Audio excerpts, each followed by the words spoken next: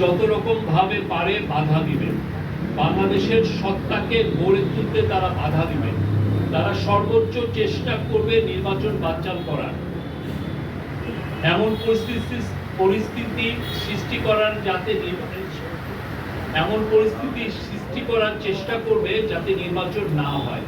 এগুলোর কিছু কিছু লক্ষণ এখন দেখা যাচ্ছে, সামনে আরো আসবে। এই জন্য আমাদের আরো সতর্ক হতে হবে।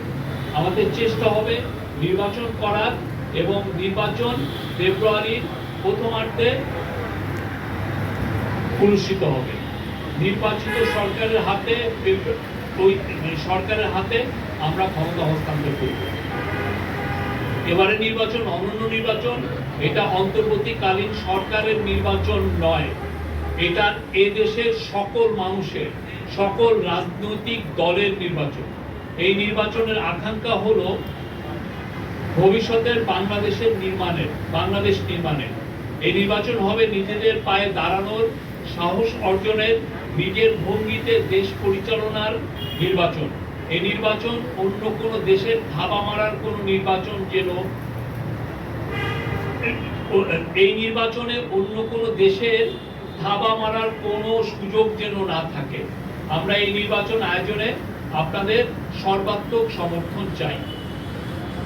উনি আবার বলেছেন, প্রতি পদে পদে বাধা আসবে, সবার মনে দ্বন্দ্ব তৈরি করার চেষ্টা করবে। আমরা যেন সঠিক থাকি, স্থির থাকি, সবাই একসাথে সহযোগিতা করি। এই ছিল ওনার বক্তব্য। আর উনি দুর্গাপূজার বিষয়েও মিটিং এ বলা হয়েছে যে সামনে দুর্গাপূজায় আমাদের সবার দায়িত্ব হলো শান্তিপূর্ণ পরিবেশ নিশ্চিত করা।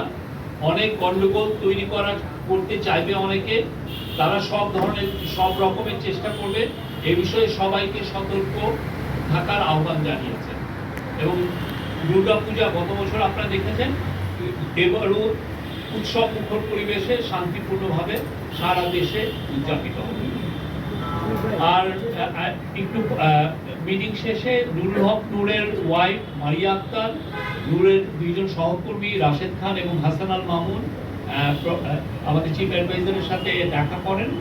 মিটিংয়ে নূরের ওয়াইফ তার স্বামীর স্বাস্থ্যের একটা আপডেট দেন, এবং নূরের ওয়াইফ এবং তার সহকর্মীরা বলেন যে নূরের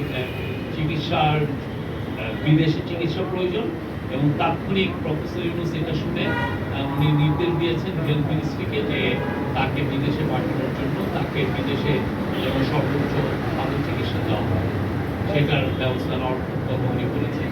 আর হচ্ছে যে সভায় ওইখানে ল অ্যাডভাইজার ছিলেন আসিফ নজরুল,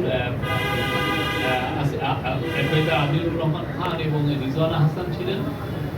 আসিফ নজরুল জানিয়েছেন যে 1 সদস্য বিশিষ্ট একটি জুডিশিয়াল কমিটি করা হয়েছে। এটার নেতৃত্বে থাকবে জাস্টিস আলী রেজা।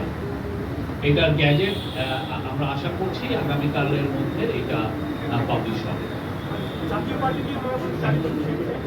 এই বিষয়টা আমি বলবো যে যারা যে পার্টি যেটা বলছে সেগুলোর উপরে আপনারা আমরা এই বিষয়ে রাজনৈতিক দলগুলো যেটা কমিটি করার কথা বলেছে, নির্বাচনের জন্য সমন্বয় কমিটি বা রাজনৈতিক পরিষদ করার কথা বলেছে, এর প্রেক্ষিতে প্রধান উপদেষ্টা কোনো